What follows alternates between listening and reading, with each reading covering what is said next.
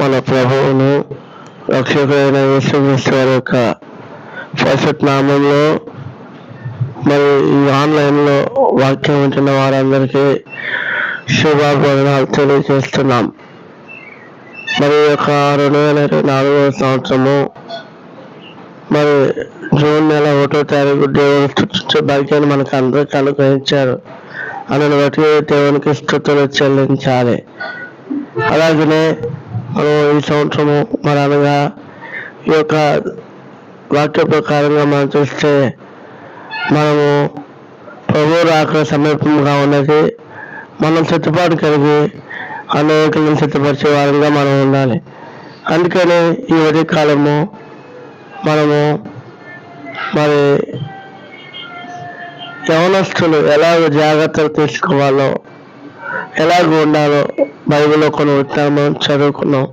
దాని గురించి ప్రార్థన చేసుకొని మరి వాక్యం చదువు. మా ప్రేమ గల ప్రియ పరలోకపు తండ్రి, మన 4 స్తోత్రాలు చెల్లిస్తున్నాం. సహాయించింది గత 2024 సంవత్సరాలు తండ్రి 5 ఏళ్ళు కాపాడి 6 నెల 1వ తారీఖు స్తుతించే భాగ్యాన్ని మాకు అనుగ్రహించిన ఇష్టోత్సాలు తండ్రి. ఎవరెవరైతే ఆన్లైన్లో ఈ వాక్యం ఉంటున్నారో వారితో మీరు మాట్లాడండి, సన్నించండి, సహాయం చేయండి, కృప చూపించండి. వాక్యం ద్వారా మేలు కలుగునట్లుగా కృప చూపించమని, ఎవరైతే విన్నవారిలో మీ కార్యం జరిగించమని యేసుక్రీస్తు వారి పరిశుద్ధమైన నామంలో స్తుతించి ప్రార్థించి అడిగి అనుకుంటున్నాం తండ్రి. ఆమేన్. మరి బైబిల్లో నుంచి యవనస్తులు తీసుకోవాల్సిన జాగ్రత్తలు కొన్ని మనం పాటించాలని వాక్యం సెలవిస్తుంది. ఏమి జాగ్రత్తలు తీసుకోవాలి అని అంటే, చివరి దినాల్లో ప్రభు రాక సమర్పణ దినాల్లో ఉంటున్నాము. అందుకని యవనస్తులు ఏ జాగ్రత్తలు తీసుకుంటే మంచిది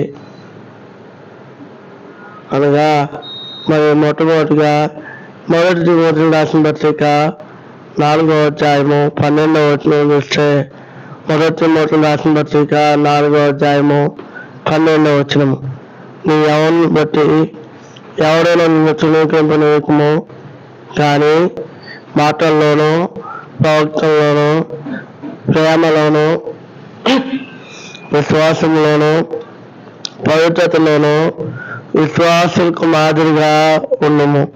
కాబట్టి మాట, ప్రవర్తన విశ్వాసులకు మాదిరిగా ఉండాలని వాక్యం సెలవిస్తుంది మొట్టమొదటిగా. రెండవదిగా మనం చూస్తే మరి యవన కాలమును ఎలా ఉండాలి అని అంటే చూడండి, యోహాను సువార్త 21వ అధ్యాయము 18వ వచనం వాక్యం మనకు సెలవిస్తుంది. యేసు, నా గొర్రెల వైపును నీవు యవనుగా ఉండినప్పుడు నీ అంతటి నీవే నడుము కట్టుకొని నీకు ఇష్టమైన చోటుకి వెళ్ళుచుంటివి. మొట్టమొదటిగానేమో మాదిరిగా మాటలో ప్రవక్త మాదిరిగా జీవించాలి. రెండవదిగానేమో ఆయన గొర్రెలు మేపే వారంగా ఉండాలి. అందుకని మనం చూస్తే మరి మొదటి రాసిన పత్రిక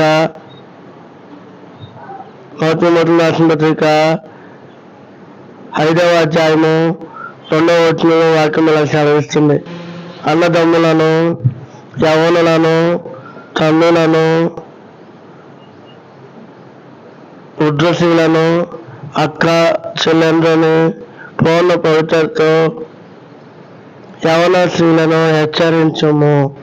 ఇక్కడ మరి మనం చూస్తే ఆత్మీయ జీవితంలో మన ఇంటి వారితో, అన్నదమ్ములతో, మరి అక్క చెల్లెలతో, వృద్ధాప్యంలో ఉన్న స్త్రీలతో మరి జాగ్రత్తగా నడుచుకోవాలి. నీ మాట, నీ ప్రవర్తన జాగ్రత్తగా ఉండాలి. కాబట్టి ఈ యొక్క ఉదయకాల ప్రార్థనలో యవన దేవుడిచ్చే హెచ్చరిక మొట్టమొదటిగా మాటల్లోనూ, ప్రవర్తనలోనూ, ప్రేమలోనూ విశ్వాసకు మాదిరిగా ఉండాలి మొట్టమొదటిగా. రెండవదిగా ఆయన గొర్రెలు మేపే వారంగా ఉండాలి. మూడవదిగా ఆయనకు ఇష్టమైన వారి కనుక మరి మొదటి 5:2 ప్రకారము ఇంటి వారిని మరి ఆత్మీయంగా చూసే ధన్యత దేవుడు ఇస్తున్నారు. కాబట్టి దేవుని పిల్లలారా, నీ యవన కాలం బట్టి విశ్వాసులకు మాదిరిగా జీవించు. 1 తిమోతి 4:12 మరి 2 తిమోతి 2:20 ప్రకారము నువ్వు ఎప్పుడైతే అందరికీ మాదిరిగా జీవిస్తావో ఆ పరలోక రాజ్యంలో నువ్వు పాలు పొందేవాడుగా ఉంటావు. అట్టి సహాయం దేవునికి అనుగ్రహించును గాక.